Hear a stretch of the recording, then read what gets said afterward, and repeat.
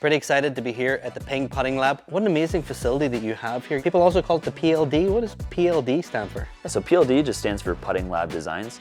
Just refers to our kind of tour approach to putter fitting. One of the things that is just eye-catching when you come in here is this huge, long runway. What we're looking at here is 5 pieces of black granite put together, 46 feet 10 inches long. This is our putting table, so it's about as flat of a surface as we can possibly create. In terms of coming in here for a fitting, what type of technology do you guys like to use here? Yeah, so we'll leverage a lot of different technologies. We use Motion View, Quintec, but primarily we're typically using iPING 2.0, which a lot of our retailers and accounts should be familiar with. Okay, so I see you put this device on the putter.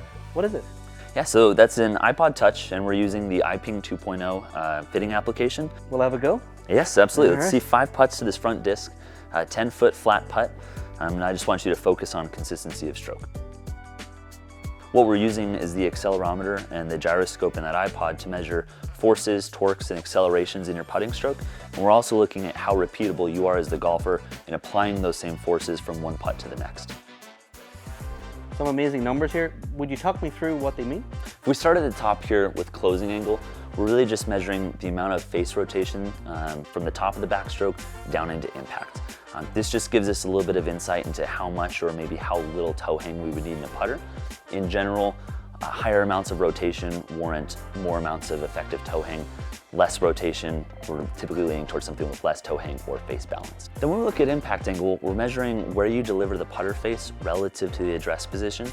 So this helps to highlight maybe your aim tendencies and also gives us some insight into how consistent you are as a golfer in delivering that putter face back to a predictable location. Next is tempo. When we look at this 2.3, that's a time ratio. So this is just giving us a little bit of insight into how you accelerate the putter, whether you're more neutral, slow and deliberate, or maybe very quick and abrupt. Lie angle is a simple measurement of how level the sole of that putter is to the ground.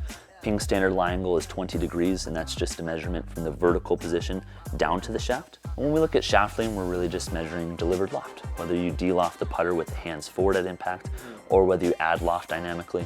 And this just helps inform our decisions on the amount of loft that we want to build the putter at. And all we're looking to do is make sure that the equipment that we put a player into complements their tendencies rather than forces them to work against it. So, when we look at these averages, that's kind of the DNA or the blueprint of your stroke. We're not typically going to see that deviate too much, but it's a question of how well the putter matches that versus works against it. And what's really cool is we're in Phoenix, we're at the lab here, and you have all of this stuff, but we also have the app at many of the retail stores around the country that people can go and get fit and get this exact same technology. Yes, and that's the beauty of that. You don't have to have access to the Ping Proving Grounds to get a high-level putter fitting.